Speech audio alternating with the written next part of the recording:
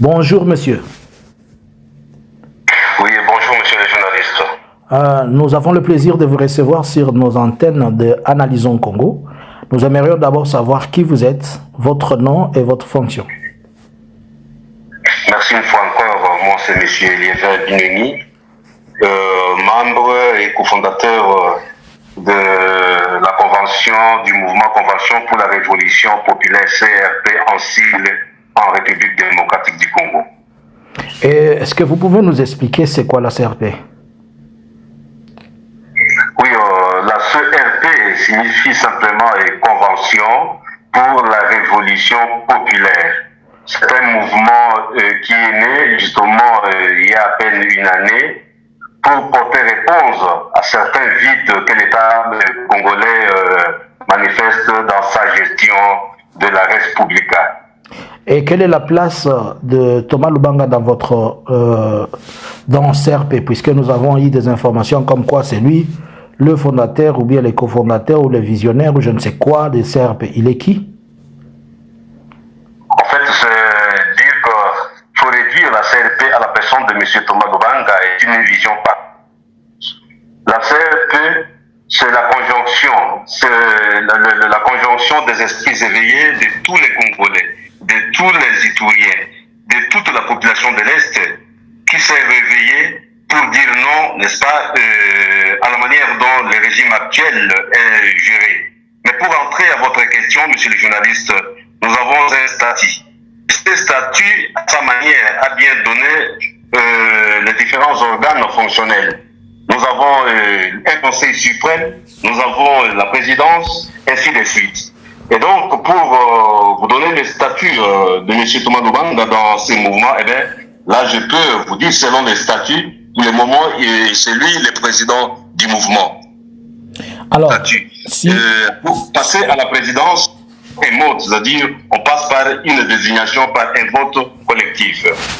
Et si Thomas Lubanga est le président du parti, comment se fait-il que Thomas Lubanga, le président du parti, peut se retrouver dans un pays étranger? Puisque d'après nos informations, Thomas Lubanga serait en Ouganda.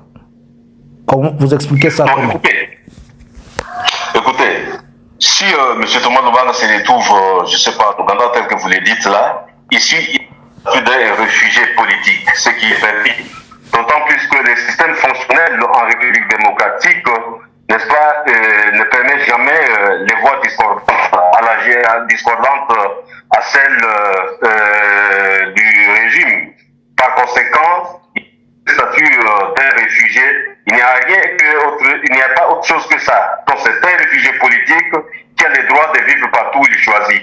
Tout comme un étranger, il peut aller en France, il peut aller partout, eh bien, il jouit de ce statut-là. Donc, si je comprends bien, l'Ouganda est un allié des CRP. Nous n'avons aucun lien avec l'Ouganda, aucun. Aujourd'hui, si vous venez en Ouganda, vous trouverez qu'on a plus de 500 000 réfugiés. Il n'y a pas longtemps, même le président ougandais l'avait dit dans son speech qui vient de passer il y a quelques temps. Donc, en dehors de lui, il y a beaucoup d'autres Congolais et beaucoup d'autres peuples de diverses nations qui sont, n'est-ce pas, aussi réfugiés. Et donc, il n'y a aucun lien substantiel entre la CRP et l'Ouganda. Ça, c'est une vision partielle qui est en train d'être véhiculée par les ennemis et peut-être de la paix. Comment se fait-il que la CRP elle regorge seulement un seul tribu, une seule ethnie, sachant que l'Ituri a deux grandes ethnies majoritaires et il y en a plusieurs, mais c'est seulement une seule ethnie qui est confondue, qui se retrouve seulement. C'est des Hema qui est dans la CRP et non pas les Lendu. Pourquoi ça?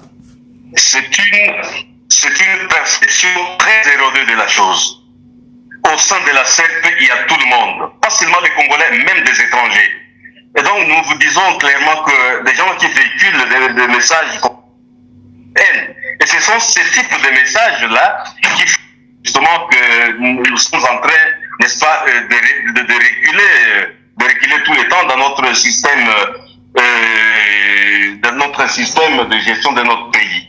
Dans la CRP, nous avons tous les individus issus de différents pays, issus de différentes, issus de différentes tribus. Par exemple, si vous le dites, le chef d'état-major n'est-ce pas, de la branche militaire. Ce n'est pas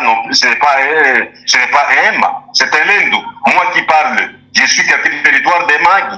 Vous allez trouver les gens de Aru, les gens de Irumu, les gens qui viennent de Kinshasa, les gens qui sont, je ne sais pas, Iziro. Et donc c'est un mouvement qui regorge à son sein tous les Congolais, qui regorge à son sein, et même les gens qui viennent d'autres pays.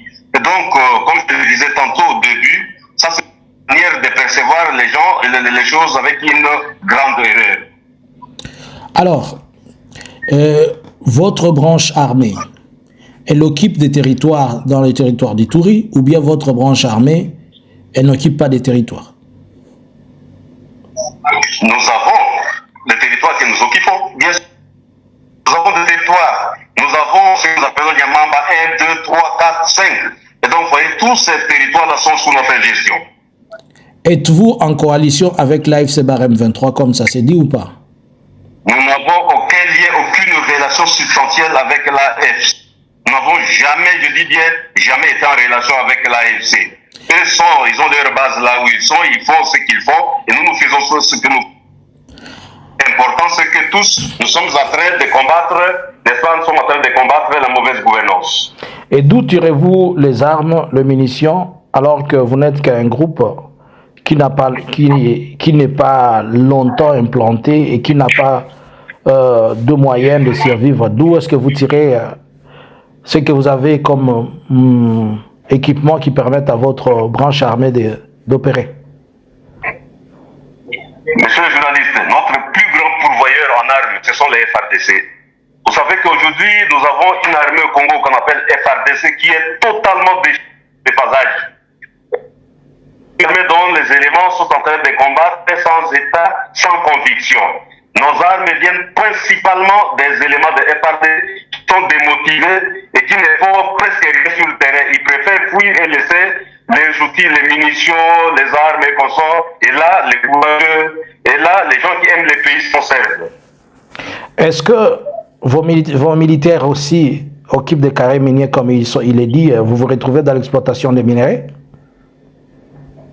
Nous ne sommes jamais impliqués dans des histoires d'exploitation minière. Monsieur le journaliste, écoutez, nous ne pouvons pas faire une chose de son confrère.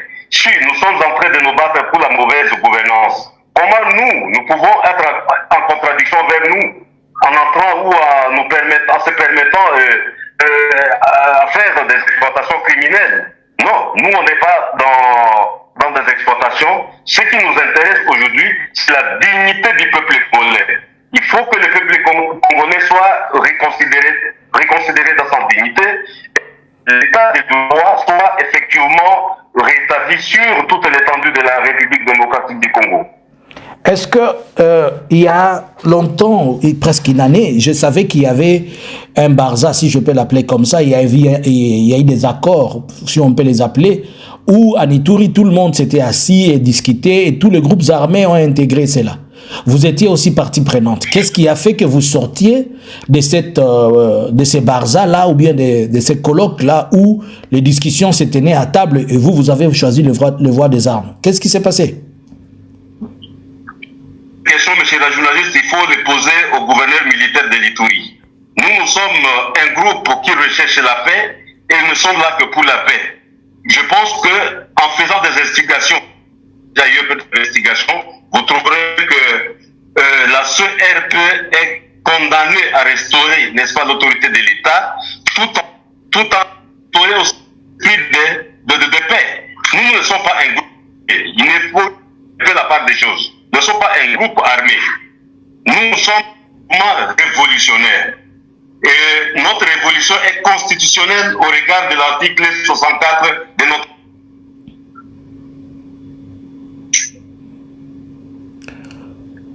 Alors, si vous êtes un mouvement révolutionnaire, et que je reviens à la question que je suis en train de poser, il y avait déjà un document sur table signé pour le cessez-le-feu dans la province de l'Ituri et dont vous étiez en train de travailler ça avec le gouverneur de la province. Qu'est-ce qui a fait que Thomas Lubanga, votre président, se retrouve à encore créer un mouvement où il regroupe des gens Alors que Thomas Lubanga, à la fois, était déjà accueilli par le président Félix, Thomas Lubanga était déjà à la députation, si je peux le dire, Thomas Lubanga avait réussi de lui toutes les facilités, les bonnes choses au niveau de la province. Est-ce qu'il a été mécontent de ne pas avoir un poste? Il a été mécontent de ne pas être nommé? On l'a privé l'argent ou quelque chose qui a fait que Thomas Lubanga rentre et qu'il se défend au nom de tout ça et vous ramène tous, alors que vous étiez déjà sur une table de négociation? Qu'est-ce qui s'est passé? Pouvez-vous poser la question autrement? C'est-à-dire, est-ce que depuis tous ces temps-là, la mauvaise gouvernance a cessé d'exister en République démocratique du Congo? Qu'on a déjà restauré la sécurité sur toute l'étendue du Congo? Est-ce que mise dans sa dignité, le peuple congolais aujourd'hui a sa dignité à travers le monde entier? Ce genre de questions-là qui nous sont intéressantes. Les problèmes liés à l'économie, les problèmes liés à quoi que ce soit, ce n'est pas ça notre affaire. Nous, comme nous les journalistes, tant que les profondes qui se résument à la mauvaise gouvernance et à l'absence totale de l'autorité de l'État ne sont pas résolues, je pense bien que nous sommes dans notre droit en tant que peuple congolais et soutenu par notre constitution, comme tantôt je venais de citer l'article. Alors, merci. Votre fonction au sein du CRP est-il le porte-parole ou bien le chargé des relations extérieures, si on veut comprendre? Non, je suis le modérateur de la cellule politique de notre mouvement. Avez-vous un message à passer à tous ceux qui vous écoutent? Merci. Le message que je peux passer pour le moment est que le peuple congolais doit être vigilant. Le peuple congolais doit, n'est-ce pas, mettre en tête que personne ne peut sortir de l'esclavage si elle-même ne se bat pas. Et donc, les combats libèrent et nous appelons le peuple congolais à adhérer massivement à notre vision. Nous appelons le peuple congolais de se libérer de la dictature qui, foncièrement, semble être installée par le régime de M. Tshisekedi. Si je vous écoute bien, c'est comme si vous voulez aussi renverser le pouvoir de Kinshasa. Notre problème, ce n'est pas de renverser le pouvoir. Écoutez, nous sommes en train de nous battre contre les antivaleurs, les comportements inappropriés dans la gestion de la chose publique. Nous n'avons pas intérêt à ce n'est pas ça ce qui nous intéresse. C'est un comportement, les comportements inappropriés dans la gestion de la République. C'est contre ça que nous nous battons, monsieur le journaliste. Et que dites-vous de la cohésion au niveau de la province de l'Ituri, où jusqu'à présent, nous voyons les Emma et les Lendu s'entre-tirailler, et nous voyons la présence des Codeco qui sont toujours associés pour faire le mal d'un côté ou de l'autre. Quelle est votre position et qu'est-ce que vous, concrètement, vous avez fait pour stopper ça? Je pense que peut-être que si vous nous lisez, nous battons justement pour que cette cohésion puisse revenir, puisse être une réalité en province de l'Ituri. Si vous nous voyez battre, volontairement, le régime appelle à travers monsieur le gouverneur actuel de la province d'Ituri sous l'état politique de la manipulation, des soulèvements des ethnies, des communautés, les unes contre les autres. Et c'est contre ça que nous nous battons, monsieur les journalistes. Il ne faut pas la dimension des choses entre les Lendu et les Emma, non. Le problème, il est profond. Nous nous attaquons à la profondeur des problèmes. Et c'est la politique, n'est-ce pas, bien mise en place par le gouvernement provincial à présence, donc justement à travers l'état des sièges, je viens de le dire, qui manipule les ethnies les unes contre les autres. Et si nous nous battons, c'est pour que la sociale soit démise. Voilà. Quelle est votre relation actuelle avec le pouvoir de la province de l'Ituri? Les autorités... Non, nous n'avons pas de relation. Nous n'avons pas de relation. Comment pouvons-nous faire une relation avec un pouvoir qui tue la population, un pouvoir qui manipule, qui soulève les ethnies, avec un pouvoir qui pille les richesses, un pouvoir basé sur la kleptocratie, basé sur les votes? Non. Nous sommes contre les antivaleurs. Et tant que ces antivaleurs persisteront en province de l'Ituri, nous allons tout en faux contre cette gestion. Merci. Nous vous remercions pour avoir eu le temps d'échanger avec nous Analysons Congo. Et messieurs de la CRP, nous vous prendrons prochainement. Merci. Merci, monsieur le journaliste. Je vous en prie. Analysons Congo subscribers.